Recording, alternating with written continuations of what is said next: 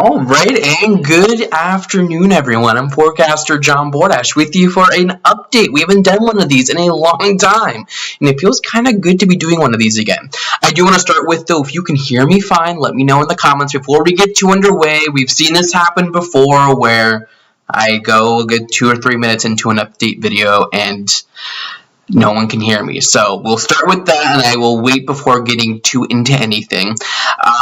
And yeah, I think we do actually have a lot to talk about, so I'm looking forward to discussing all of this. Awesome, and Cheryl says that she can hear me. So this is just going to be a quick update on the potential for severe weather we have across the region for tomorrow. It's actually kind of a dynamic setup, and we haven't really had a conducive setup for severe weather across our region for about a month and a half now, or really since Hurricane Ida, which was, I want to say, at the beginning of September, or maybe that was the end of August. We haven't seen much in the way of anything going on across our region, but we do have a rather potent storm system that's currently making its way through the Midwest and will be moving into parts of the Great Lakes and then off to our north end, moving from the southwest to the northeast as we head through the day tomorrow. And at the same time, we have a coastal low trying to form. We have a lot going on, but what all of this is doing is that it's going to be adding a lot of spin and a lot of juice to the atmosphere. So we're talking about actually a pretty warm day on tap for tomorrow. We're going to be talking about moisture levels going up, and as a cold front tries to work through the region attached to one of those storm systems, you can see there the cold weather, the cold temperatures back out to the west. As that tries to move on through and interacts with all the spin and the juice in our atmosphere, we might actually be able to see some severe weather. I think the best chances of severe weather tomorrow will actually be to our south and west. I think across parts of the Carolinas, across southwestern parts of Virginia, but actually we do even have this threat of severe weather in our region. What I do want to do is show you the severe weather outlook, and we'll come back to tomorrow's forecast in a second. But this is the severe storm risk for tomorrow. Those areas shaded in yellow, that's an elevated risk of severe weather tomorrow, and it actually does now include parts of our region. Actually, it includes much of our local coverage zone, with the exception being Calvert County. This reminds me a lot of when we had those ice storms back over the winter, and it'd be like only Charles and St. Mary's County under a warning, with Calvert County seeing nothing. I'm not sure that there's going to be a finite line like that dictates who's going to see severe weather and who isn't. I would definitely, by looking at this map, just say, know that we have that potential there tomorrow across the region to see severe weather. We could be talking about wind gusts up to 60 miles per hour. We could even be talking about a weak spin-up tornado. Flash flooding could be possible with the strongest storms in the time frame. I think we're talking about tomorrow is going to be between about 6 o'clock in the evening through about 2 a.m. on Tuesday. So much of the daylight hours of tomorrow will be spent with very little weather going on. What I do want to do, actually, though, is take you on over to our future cast. Let's get that loaded up, and my apologies if you hear a dog barking in the background. Our neighbors downstairs just got a new puppy, so that's been fun to deal with. But let me go ahead and get this loaded up here. Let me make sure that we have the right time frames loaded up, and we will let this go. I thought I had this loaded up beforehand, but it looks like it's wanting to give me issues. All right.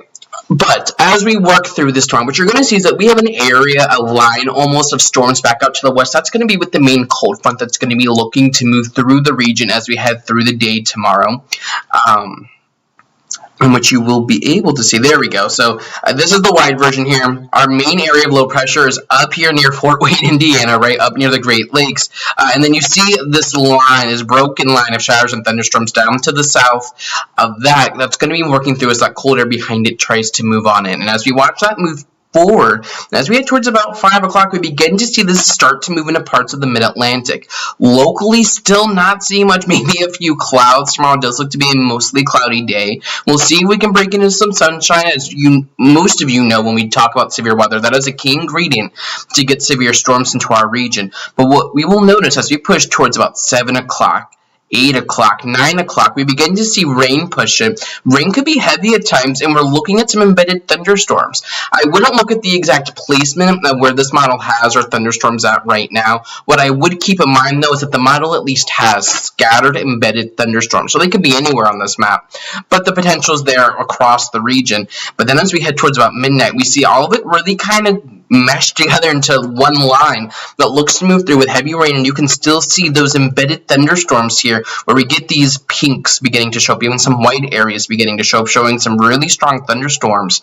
To head over towards 1, 2 o'clock, 3 o'clock, 4 o'clock, we see all of that moving through and gradually beginning to clear out as we head towards sunrise tomorrow. So it's really between sunset tomorrow and sunrise on Tuesday, rather. That's going to be the time frame we're looking at for the potential to see some severe weather across our region. I don't think this is a severe weather outbreak. I don't think this is a tornado outbreak. I don't think right now we're talking about the setup we saw with Hurricane Ida that moved through several weeks ago, like maybe 1 or 2 months ago. My frame of reference is a little lost, but I don't think we're talking about one of those setups. There's a couple of things that will inhibit how strong these storms can get tomorrow. If we were to rewind this all the way out, 2 o'clock we have some sun across the region, 2 o'clock tomorrow afternoon, but those clouds quickly fill in. And we're not going to have that much time with the sun tomorrow.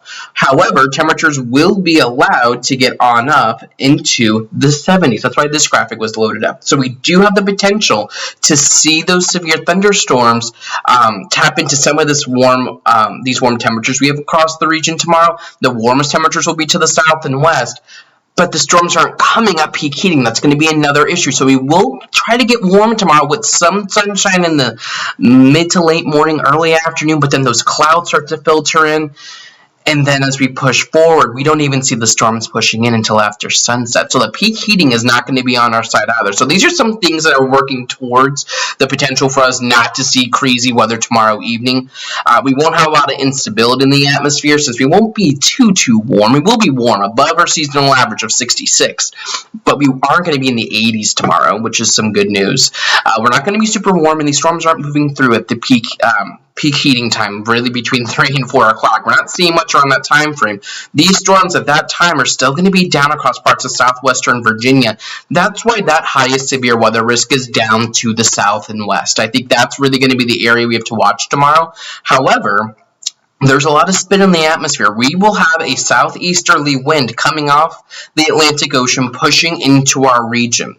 And the upper levels of the atmosphere, about 5,000 feet above our heads, our winds are going to be coming from more of a southwesterly direction.